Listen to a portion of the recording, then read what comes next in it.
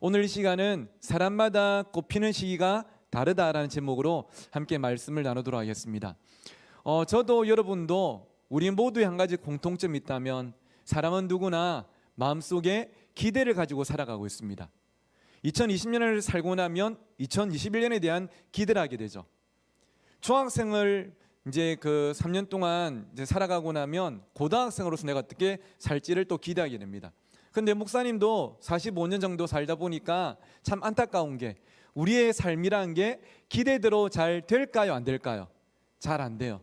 내 기대대로 될 때보다 안 될 때가 더 많은 거예요.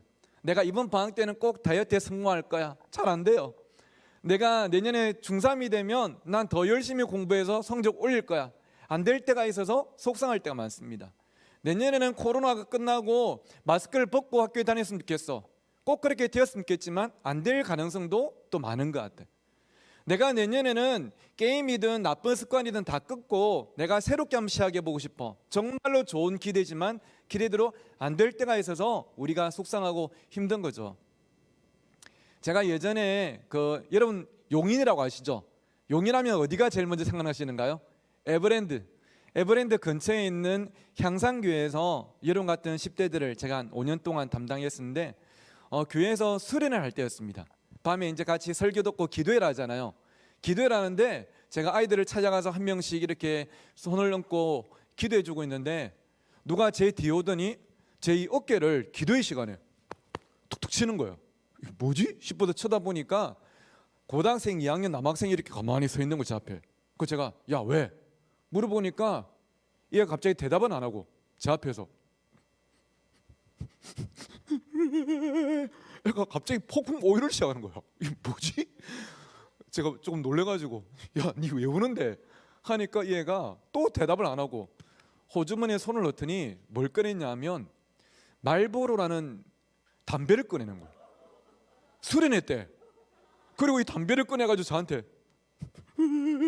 준아 수련회 기도회 시간에. 여러분 이 애가 수련회 기도회 때 저한테 담배를 왜 줬을까요? 목사님 기도회 인도한다고 피곤해 보이시는데 한 대 피고 쉬고 하시죠. 이건 아니겠죠. 저한테 이 애가 담배를 주면서 했던 말이 뭐냐면 이 말이었어요. 끊고 싶어요. 담배를 끊고 싶대요. 그런 저한테 담배를 주더라고요. 제가 그 교회 간지 그때 보름밖에 안 돼서 미처 몰랐었는데 이 애는 초등학교 5학년 때부터 담배를 피기 시작했습니다. 좀 얼리 아답터였죠. 일찍 담배를 접하고 담배 세계에 빠져들었는데 지도 초딩 때, 중딩 때, 고딩 때 담배를 끊고 싶다는 결심은 한두 번 한 게 아니래. 근데 끊어졌다 안 끊어졌다? 안 끊어진 거예요. 근데 이날 밤 수련회하고 설교를 들으면서 내가 오늘은 진짜 끊어야 되겠다. 그런데 내 혼자 힘으로는 못 끊는 것을 몇 번이나 경험했으니까 내가 목사님한테 가서 담배 끊을 수 있게 기도를 받아야 되겠다. 목사님이 내 머리에 손을 얹고 기도해 주시면 내가 담배 끊을 수 있을 거야. 이 기도를 가지고 저한테 온 거예요. 여러분 고딩이 담배를 끊겠다고 담배를 들고 목사한테 찾아온다? 쉬울까요? 어려울까요? 겁나게 어려운 것이죠. 그런데 엄청난 용기를 낸 거 아니겠습니까? 제가 이 말을 듣고 울컥하더라고. 나도 울면서 기도해 줬죠. 하나님 이 담배가 얘 마지막 담배가 되게 해주십시오 하니까 얘도 아멘. 둘이서 울고 기도했는데 7달이 지났습니다. 8월 달에 여름 수련을 갔어요. 예전에는 겨울 수련이었고 여름 수련에 가서 제가 밤에 설교를 하고 다 같이 기도를 하고 있는데 누가 제 뒤에 오더니 제 등을 툭툭 치더라고. 쳐다보니까 누구였을까요? 그 애였어요. 말보로였어요. 말보로가 서 있더라고. 그 내가 말보로 보고 야 왜? 하니까 이 말보로가 또 울더니 호주머니에서 뭘 꺼내는데 뭘 꺼냈냐면 아니요 말보로 아니었어요. 뭘 꺼냈냐면 에셀을 꺼냈어요. 에셀은 한국 담배를 꺼내더라고. 예전에는 미국 담배였는데 이 미국 담배에서 이제 한국산으로 갈아탔더라고요. 미국 담배를 저한테 주면서 끊고 싶어요. 끊고 싶대요. 아직 끄는 거야 못 끄는 거야? 못 끄는 거야. 제가 이 말을 듣고 야 임마 내가 네 담배 끊게 해달라고 기도했지. 근데 아직 못 끊나. 이런 마음이 1도 없었어요. 그냥 이 말을 듣는데 울컥하면서 이 애는 얼마나 담배를 끊고 싶었을까? 근데 담배를 끊지 못해서 자기 기대가 산산조각 나서 지금 얼마나 마음이 힘들까? 그 마음 때문에 제가 그때는 기도도 못 해주고 그냥 얘를 붙잡고 그냥 울었어요. 근데 제가 그 아이 모습을 보면서 그런 생각이 들었습니다. 어떻게 보면 이것이 이 시대를 살아가고 있는 우리 10대들과 우리 선생님들과 부모님들의 같은 마음이 아닐까.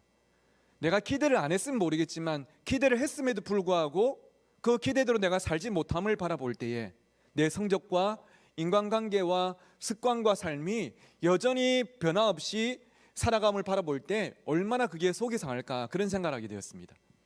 그런데 셀리그만이라는, 여러분 대학 가서 교양 수업 들으시면 한 번쯤은 만나볼 사람인데요, 유명한 학자가 있어요. 이 셀리그만이 어떤 말을 했냐면, 사람이 기대를 했음에도 불구하고 이 기대가 이루어지지 않는 것을 반복해서 경험하고 나면 그 사람은 어디에 빠지게 된다 말했을까요? 학습된 무기력에 빠지게 된다, 이렇게 이야기하더라고요. 기대대로 안 되니까 삶이 무기력해지는 거예요. 그러니까 삶에 열정이 없고 뭔가 소망이 없고 꿈이 없는 거죠. 그냥 사는 거지. 그냥 아침에 학교 가고, 그냥 학원 가고, 그냥 공부하고, 그냥 책 풀어오고, 그냥 애들 가르치고, 그냥 밥 먹고, 그냥 사는 거예요. 얼마나 참 그게 안타까운 삶이에요, 그렇죠? 근데 그렇게 될 때가 있다는 거예요. 근데 요한복음 5장이라는 성경에 보니까 이 학습된 무기력에 빠져 있는 한 사람이 있는데, 그가 누구냐? 자, 오늘 설교 중에 자주 나올 거니까 한 번만 크게 따라해 보실까요? 38년 된 병자. 몇 년 된 병자라고요? 38년. 38일도 아니고 38개월도 아니고 38년 된 병자예요. 여러분, 감기에 걸려서 38일 동안 캘렉거리도 그게 엄청난 고통인데, 이 사람은 내 몸도 혼자서 잘 가누지 못하는 중병에 걸린 지 38년이었습니다. 얼마나 힘들었겠어요. 이 사람도 처음에는 기대했겠죠. 뭘 기대했을까? 맞아요, 나을 수 있을 거야. 그래서 병원도 가보고 의사 선생님도 만나서 굽신굽신해보고 약도 먹어보고 했는데 나았다 안 나았다? 안 나았어요. 38년 동안이나. 그러다 보니까 사람들도 그를 향해서 너는 이제 끝났어. 자기 스스로도 나는 이제 안 돼. 나는 끝났어. 인생의 마침표를 만지작거리고 있었죠. 그런데 여러분, 놀라운 것은 요한복음 5장 성경에 보니까 이 사람을 누가 찾아가셨을까요? 예수님이 찾아가셨어요. 희망이 없이 살아가고 있는 이 사람에게 예수님이 찾아가셔서 이 사람을 만나 주시니까 38년 동안 그를 짓누르던 이 질병과 무기력이 떠나가고, 이 사람이 새롭게 꿈을 꾸면서 새롭게 일어나서 새로운 삶을 살아가게 됐다는 것이 요한복음 5장에 나오는 성경 내용이에요. 여러분, 저는 2000년 전 38년 된 이 병자를 만나 주신 예수님께서 오늘 이 강당에 모여서 함께 예배하는, 교실에서 예배하는 여러분도 만나 주시기를, 여러분을 변화시켜 주시기를 주의 이름으로 간절히 축복합니다. 아멘. 그것이 오늘 우리가 꼭 경험해야 될, 여러분이 이사벨 중학교를 다니면서 꼭 만나야 될 하나님의 은혜와 축복인 것이죠. 근데 여러분, 요한복음 5장에 보니까 이런 독특한 성경 구절이 하나가 나와요. 그게 뭐냐면 5절에 보니까 거기 38이 된 병자가 있더라 말씀하십니다. 거기 38이 된 병자가 있더라. 이 사람이 아픈 지 38년이 됐다고 구체적으로 콕 집어서 말하는 거죠. 자, 근데 아마 다른 학교 채플 가서 물어보면 그냥 아무도 대답 못할 건데, 우리 이사벨이니까, 우리 이사벨은 좀 클래스가 있잖아요, 그렇죠? 그러니까 아마 답을 하실 수 있을 것 같은데 질문 하나 해볼게요. 성경에 보면 예수님 주위에 몸이 아픈 사람들이 한두 명밖에 안 나올까요? 아니면 우리 경상도 사투리로 천지백가리로 많이 나올까요? 맞아요, 천지백가리로 많이 나와요. 동네 방네마다 아픈 사람들이 꽉 차 있었어요. 그런데 성경이 그들을 한 명 한 명 소개할 때마다 이 사람은 몇 년 아팠다, 저 사람은 몇 년 아팠다면서 아팠던 세월과 시간을 다 소개하겠습니까? 아니면 거의 소개하지 않겠습니까? 거의 소개하잖아요. 맞아요. 그냥 이 사람은 나병 환자였다, 이 사람은 소경이었다, 이 사람은 혈류증이 걸렸다 말하지, 아팠던 세월을 거의 소개하지 않는데 38년 된 병자를 소개할 때는 콕 집어가지고요, 이 사람이 아픈 지 38년 됐다고 이야기를 하는 거예요. 여기에는 뭔가 메시지가 있는 거죠. 그게 뭐냐? 자, 여러분, 지금 2020년 한국 사람들의 평균 수명이 몇 살 정도 될까요? 평균 수명 100세는 우리의 아직 꿈이에요. 아직 그 정도까지는 안 돼요. 평균 수명 80 거의 가까이 갔습니다. 힌트는 여자랑 남자가 다른데 우리 여학생들 여자의 평균 수명 먼저 한번 맞춰볼까요? 오! 헐! 제대로 찍었어요. 이거 책에서 본 건 아니죠? 뭔가 방금 임했죠? 한 방에 찍었는데 지금 한국의 여성들의 평균 수명이 몇 세? 85세. 쩐다야. 남자들은요, 예? 땡. 75. 야, 너그 나이 아니라고 너무 내라는 거 아니가? 7. 아니 좀 무섭다. 대박이다. 이번에 진짜 뭐 성적도 괜찮게 나올 거라고 확신합니다. 방금 우리 앞에 있는 친구 이름이 뭐예요? 영은이가 정확하게 맞췄어요. 여자들의 평균 수명은 85세, 남자들의 평균 수명은 78세입니다. 대충 그 정도 살죠. 근데 여자보다 남자가 7년이나 좀 짧게 사는데, 그래서 우리 학생들, 우리 뒤에 있는 남학생들 볼 때 겉으로는 막 가오잡고 강한 척하지만 좀 여러분 좀 불쌍히 여길 필요가 있습니다. 여러분보다 훨씬 일찍 가요. 이제 얼마 안 남았습니다, 저희들. 근데 조선시대 때 있잖아요. 지금은 그런데 남자들은 상투 틀고 여자들은 비녀 꽂던 조선시대 때 사람들은 평균 수명이 지금보다 높았을까요? 낮았을까요? 훨씬 낮았어요. 어느 정도였을까요? 영은아, 이것도 맞춰봐라. 이거 맞추면 내가 인정한다 오늘. 오, 아니에요. 훨씬 내려가야 돼요. 40보다 더 내려가야 돼요. 평균 수명이 조선시대 때는 35세였대요. 지금의 반밖에 안 돼요. 그 조선실록에 나오는 왕들도 그 좋은 약 드시고 좋은 밥 드셨던 왕들도 평균 수명이 42세밖에 안 되더라고. 서울대 의대 황상희 교수님이 연구 결과를 발표하셨어요. 시대마다 평균 수명이 같다 다르다? 달라요. 제가 이 말씀을 드린 이유가 뭐냐면 오늘 요한복음 5장이 기록될 당시 예수님이 38년 된 병자를 만났을 당시에 이스라엘 사람들의 평균 수명이 몇 살 있는가 보니까 약 42세였습니다. 몇 세였다? 42세였어요. 자, 생각해 보세요. 평균 수명이 42세일 때 이 사람은 아픈 지 몇 년 됐다? 38년이 된 거예요. 태어날 때부터 아팠는지 자라다가 아프기 시작했는지 우리가 알 수 없지만 평균 수명이 42년일 때 중병에 걸린 지 38년 했다는 것은 한 가지를 말합니다. 예수님이 이 사람을 찾아가셨을 때가 이 사람 인생의 클라이막스 됐다는 뜻일까요? 아니면 벼랑 끝이었다는 뜻일까요? 벼랑 끝이었어요.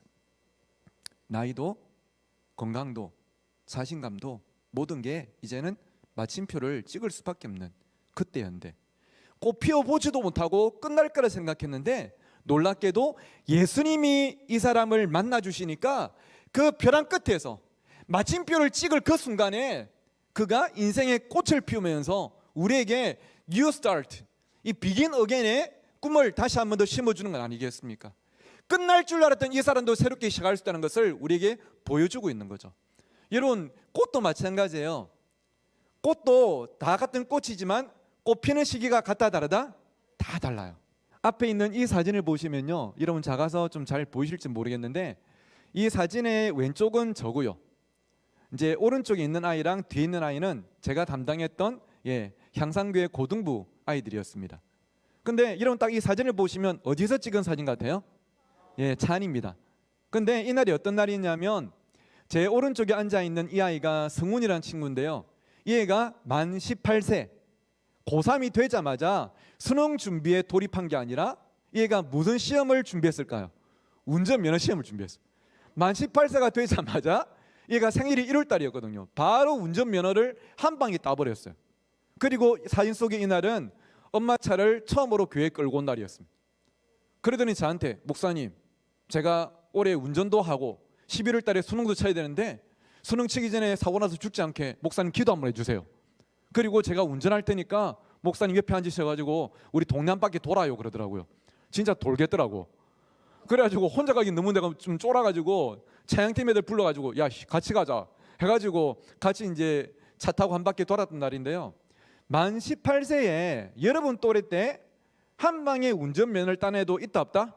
있더라고요. 그런데 여러분 이 할머니가 누구시냐? 두둔. 이분의 성함은 차사순. 올해 연세는 80이 다 되어 가십니다. 전라도에 살고 계신데 이분이 전국적으로 유명하세요. 왜 유명하시냐면 뭐 유튜브도 아니고 백종원의 맛집에 나오신 것도 아닌데 이번에 손을 보니까 면허증을 들고 계시죠. 이분이 면허증을 따셨어요. 화면 좀 크게 이제 확대해서 몇 장 좀 보여주시면 좋겠는데요. 이분이 면허증을 따셨는데 몇 번 만에 따셨냐? 몇 번 만에 따셨을까요? 한 번? 아니에요. 44번? 100번? 사람이 100번 시험 칠 수 있습니까? 무려 959번 떨어지고 960번 만에 합격을 하셨어요. 쩔죠? 960번. 예, 박수 한번 보내드립시다. 대박. 몇 년 동안 960번을 시험을 치신 거예요. 아침에 학교 가는 손자를 내가 운전하는 그 차로 한번 태워주고 싶은 이 할머니의 소박한 꿈이 있어가지고 시험을 치기 시작하셨는데 960번을 치셨어요. 근데 여러분 우리가 생각할 때는 헐, 아까 승훈이가 이 할머니한테 할매 이런 거는 저처럼 만 18세에 한 방에 따야 되는 거 아니에요? 말할 수 있을까 없을까요? 없어요. 이 할머니가 960번 만에 운전면허를 땄다는 소문이 한국에 퍼지자 여러분 잘 아시는 기아 자동차에서 이분한테 소울이라는 자동차를 선물해 드렸고요. 이분이 현대자동차 그룹에 TV 광고도 찍으셨어요. TV에도 나오셨습니다. 한국만 이분한테 주목한 게 아니라 여러분 한 번쯤은 들어보셨을 만한 미국의 타임즈에도 나오셨고요. 뉴욕 타임즈에도 나오셨고 시카고 트리뷴에 나오셨고 유럽의 로이터 통신 그리고 러시아 언론까지 와서 이분의 삶을 취재한 것 아니겠습니까? 무슨 말일까요? 끝난 줄 알았는데 끝까지 포기하지 않고 꽃피운 당신이 아름답다고 인정해 주는 것이죠. 각자가 꽃피는 시기가 같다 다르다? 다 달라요. 그래서 지금 나 자신을 바라볼 때 내 인생은 10대 때 아직 꽃이 피지 않은 것 같아도 다른 친구들에 비해서 내가 늦은 것 같아도 내가 미리 포기할 이유가 없는 것은 하나님은 하나님의 때에 우리 인생을 꽃피게 하십니다. 그래서 이런 성경 말씀이 있는데 여러분 우리 보이시는 친구들 같이 한번 크게 읽어보실까요?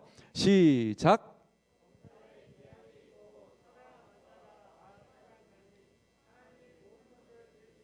때를 따라 아름답게 하셨고 아멘. 잘 읽으셨습니다.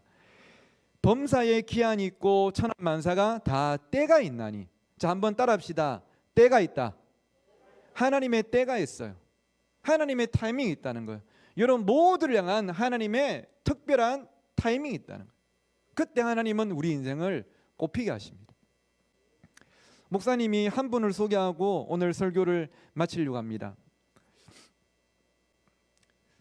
목사님은 여러분 같은 중학생 시절을 고향 마산에서 보냈습니다. 제 모교는 마산에 있는 창신중학교라는 곳인데요. 그곳에서 저는 중학교 1학년, 2학년 때 진짜 찌질한 꼴통이었습니다. 답이 없었어요. 그래서 선생님들이 저에 대한 기대가 1도 없었습니다. 천방지축이었는데요. 이 찌질한 꼴통이 중학교 2학년 때 여러분 나이 때 내 인생을 바꾸는 학자를 만났어요. 성함이 김재하라는 담임쌤이었습니다. 창신중학교에서 최고 무섭기로 유명했던 쌤인데 이분이 담임이 되신 거예요. 담임이 아니시더라도 복도에서 만나도 엄청나게 부담스러운 분인데 담임이 되셨으니까 매일 봐야 되잖아요. 얼마나 제가 부담이 됐겠습니까? 근데 이분이 진짜 무서운데 이분은 학교 안에 다닐 때 어떻게 다니셨냐 하면요. 갸느다란 회초리를 들고 다니시거나 빈손으로 다니신 게 아니라 늘 이 무슨 마이크 두께 이제 두꺼운 야구 방망이를 들고 다니셨습니다. 야구 방망이를 그냥 들고 다니신 게 아니고 이 복도에 있잖아요. 끌고 다니셨어요. 막 소리를 내시는데 그때 당시에 이 야구 방망이가 생긴 것보다 이 소리가 더 무서웠던 기억이 있습니다. 그 소리 나오면 오신다 해가지고 우리는 막 공부하는 척하고 막 그랬는데 선생님이 이 빠따를요 가장 많이 휘두르시고 사용하신 날이 있었습니다. 언제냐면 시험 치고 나서 뭐 나온 날이었을까요? 성적 나온 날이었어요. 요즘은 뭐 그렇지 않겠지만 그때는 이 뭐 맞는 게 일상이었거든. 그때 당시에 우리 반은 평균 1점이 떨어지면 빠따 한 대, 3점 떨어지면 몇 대였을까요? 3대. 그런 식으로 정해져 있어요. 기말고사를 치고 선생님이 성적표랑 빠따를 들고 교실에 딱 들어오셨죠. 교실 전체가 뮤트 조용했습니다. 앞에 딱 오셔가지고 이분이 시계를 딱 푸시고 교탁에 시계를 딱 얹어놓으시고 오른손에 빠따를 딱 잡으시고요, 왼손으로 호주머니에서 손수건을 꺼내셔가지고 그 더운 여름에 땀을 닦으실 줄 알았는데 이 손수건으로 빠따를 잡고 있는 오른손을 딱 묶으시는 거예요. 질끈 묶으셨어요. 왜 묶으셨냐면 지금부터 53명을 때릴 건데 때리다 보면 손에 땀이 나잖아요. 운동을 하니까 땀이 나면 미끄러지면 잘 못 때리니까 최선을 다해 때리실 이걸 딱 묶으시는 거예요. 그리고 재련을 부르셨어요. 김보서이 나와. 나가면 대화가 짧고 굵었는데요. 몇 점 떨어졌노? 5점. 예. 5대. 엎드려. 하고 그분은 딱 푸시고 막 때리시는데 이걸 1년 동안 맞고 나니까 솔까 우리끼리 이야기로 내가 그 쌤을 좋아했을까요? 싫어했을까요? 당연히 싫었겠죠. 그렇게 두드려 맞았는데. 그러다 보니까 딱 이맘때 12월 말에 1989년 12월 23일 겨울 방학한 날, 그때는 늘 12월 달에 방학을 했는데 성탄절 전에 겨울 방학한 날, 내 인생의 해방, 내 인생의 광복절. 와, 이제 끝났다. 이제 안 본다. 인생의 손절을 선포하고 끝났다 싶었는데 방학을 했어요. 집에 있는데 하루는 집으로 전화가 온 거야. 그때 휴대폰이 없었거든요. 집 전화로 전화가 왔는데 평소 같으면 벨 소리가 따라라라랑 할 건데 그날따라 벨 소리가 좀 이상하더라고. 따라라라랑 하는데 포스가 좀 다른 거라. 이 뭐지 싶어가지고 여보세요 전화 받았는데 누구였을까요? 쌤인 거요. 어이 김보서이. 깜짝 놀랐어. 뭐지 싶어가지고 왜요? 하니까 니 요즘 할 거 없지? 없는데 왜요? 니 잘 들어. 내일 아침 9시까지 사흘치 짐 싸가지고 마산역 광자 앞에 딱 나와 있어. 내가 나갔는데 니 안 나와 있다? 알지? 하더니 내가 대답도 안 했는데 전화를 끊으시더라고. 너무 당황스러운 거야. 그런데 1년 동안 맞던 본능이 얼마나 무섭냐면 전화를 끊자마자 내가 내일 보니까 짐을 싸고 있더라고. 막 짐을 후다닥 싸가지고 안 맞으려고 아침에 딱 나갔어요. 그 춥고 외로운 그 마산역 광장에 딱 서 있는데 혼자 진짜 너무 좀 두려웠지. 근데 너무 반갑게도 내 친구 창화에 민호, 영욱이가 가방을 메고 막 뛰어오는 게 눈에 보이는 겁니다. 우와, 혼자가 아니네 싶었는데 4명이서 막 하이파이브하고 안고 하는데 시간이 지나도 이 자리에 모인 게 더 없고 우리 4명이 전부란 걸 확인한 순간 마음의 두려움이 더 커졌네요. 서로 얼굴을 보니까 우리와 완전 꼴통대로만 딱 모인 거예요. 이거 뭔가 있다. 끝나지 않은 전쟁인갑다. 좀 이따 쌤이 오시더니 우리들을 어디로 데려가셨냐면 여러분 부산에서 거가대교 타고 딱 넘어가면 나오는 그 거제도 아시죠? 거제도라는 섬에 우리를 딱 데려가셨어요. 시외버스를 타고 가는데 그때 저는 좀 개념이 없어가지고요. 와 여행 간다 막 좋아하니까 저보다 조금 더 개념 있던 창원이가 제 입구를 푹 찌르면서 야 임마 니 지금 좋아할 때 아니다. 와 임마 니 임마 거제도가 뭐 있는지 모르나? 그럼 뭐 있는데? 니 임마 책도 안 봤나 임마? 거제도 가면 임마 포로 수용소 있대. 막 포로 수용소. 우리 끝장났다 이 새끼야 하길래 완전 쫄아가지고 갔는데 거제도 시외버스 터미널 도착하자마자 선생님이 데려가신 데가 포로 수용소가 아니었고요.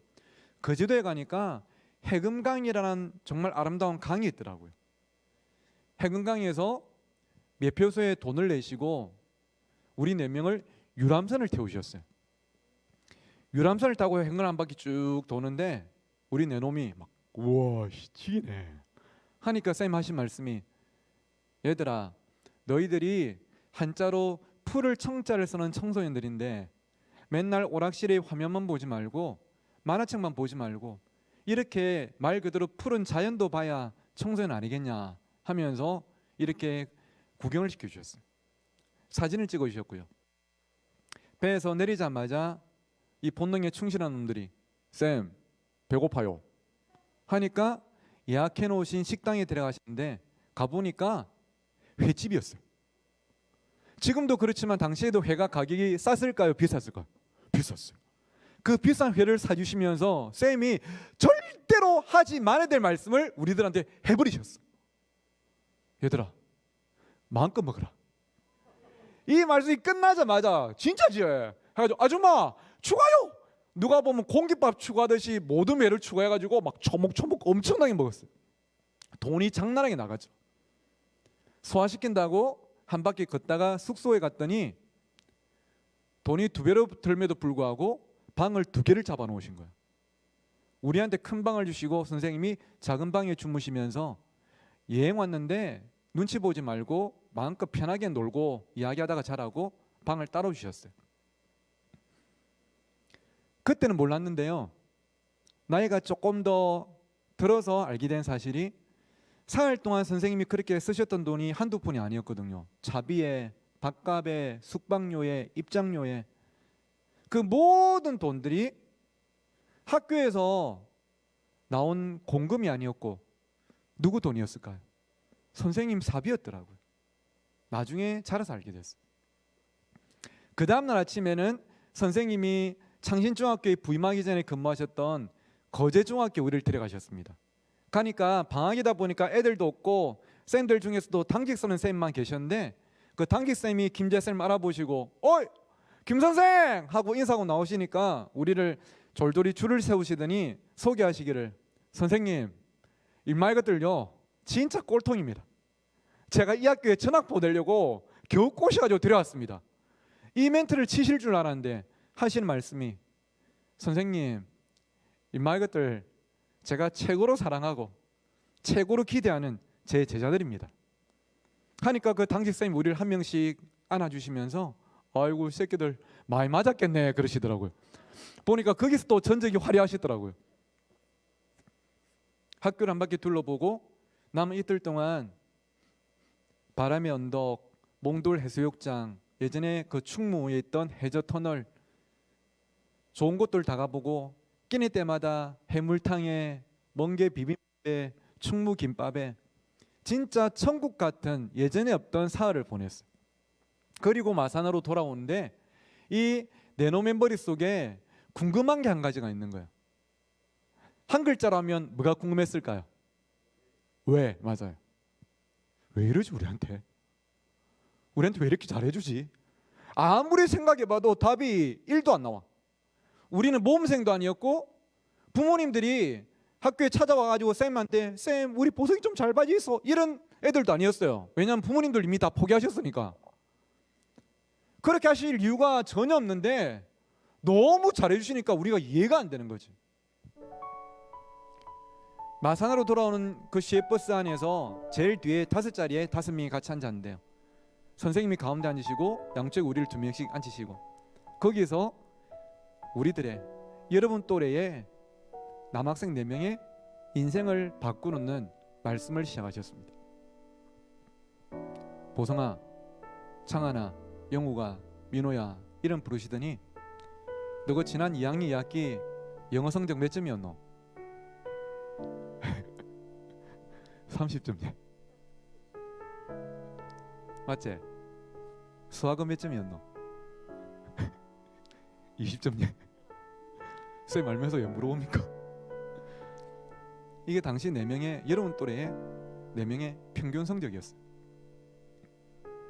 이 4명이 한 가지 공통점이 있다면 아직 중3이 안 됐음에도 불구하고 예비 중3으로서 가장 중요한 고등학교라는 한 단어가 아무도 머릿속에 없었어요.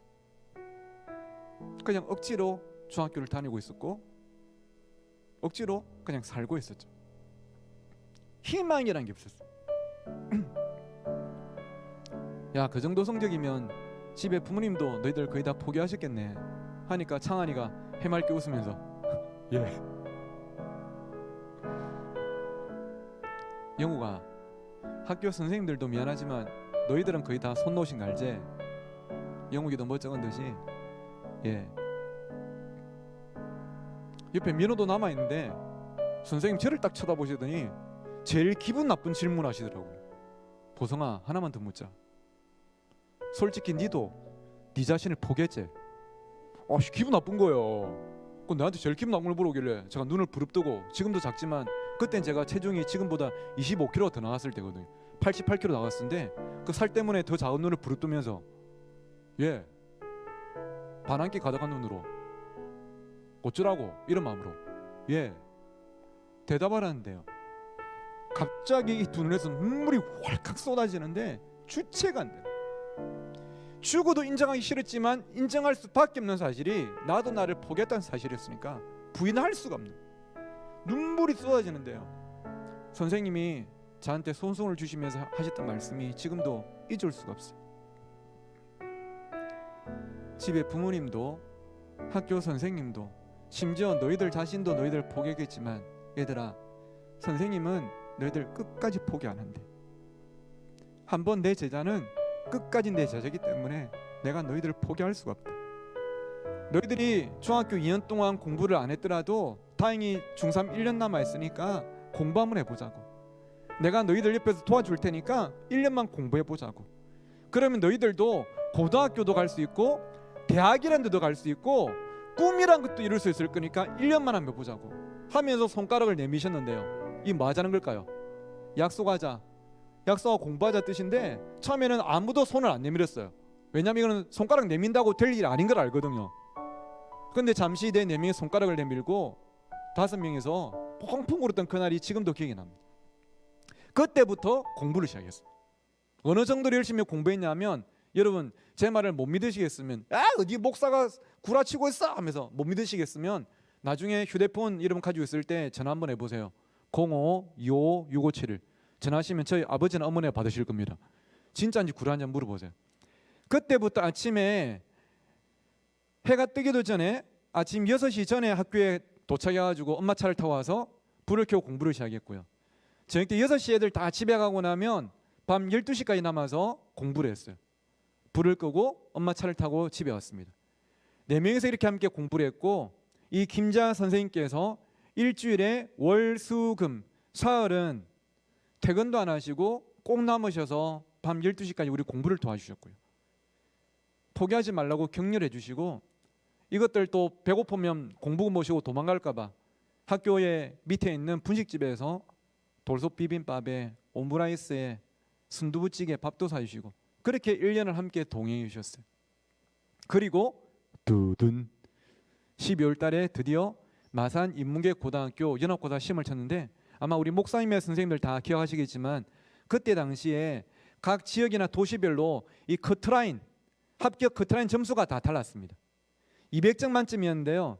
그때 전국 커트라인 평균이 한 130, 40점 정도 될 때 마산이, 제가 있던 마산이 인문계고등학교가 다른 지역보다 커트라인 전국적으로 제일 높았어요. 뭐 강남 8학군이랑 같이 전국 탑이었는데 그의 커트라인이 200점 만점에 181점이었습니다. 평균 90점이 나와야 마산 인문계고등학교 합격하는 거죠. 그런데 200점 만점에 늘 100점도 안 나오던 이 4명이 200점 만점에 제가 185점이 나왔고요. 4명 다 마산 인문계고등학교에 합격을 했어요. 3년 뒤에는 각자 대학을 갔고요. 지금은 이 45살 또래들이 한 명은 마산에서 은행원으로 일하고 있고, 한 명은 창원에서 학교 선생님으로 일하고 있고, 한 명은 이 부산에서 돼지국밥집에 식당 사장님으로 일하고 있고, 나머지 한 놈은 지금 울산에서 뭐로 일하고 있을까요? 목사로 일하고 있는데요. 제가 방금 말씀드린 분이 화면에 계시는 이 김재하 선생님이십니다. 물론 왼쪽에 계신 분이 선생님이겠죠. 평생 동안 창신중학교, 창신고등학교에서 저를 대하듯이 제 아들을 대하시고 꿈을 심어주시고 사랑하시다가 올해 8월 달에 드디어 이제 정년 은퇴를 하셨습니다. 근데 사진은 제가 선생님 댁에 찾아갔을 때 늘 명절이나 스승의 날이나 늘 찾아뵙지만 한번 제가 댁에 찾아와서 큰절을 올리면서 그렇게 말씀을 드렸어요. 선생님이 저를 포기하지 않으셔서 오늘 제가 있을 수가 있습니다. 선생님은 제 인생의 최고의 만남 축복이십니다. 저는 여러분 나이 때 끝날 줄 알았어요. 중학교 2학년 2학기 끝날 줄 알았어요. 그런데 사람마다 꽃피는 시기가 있고요.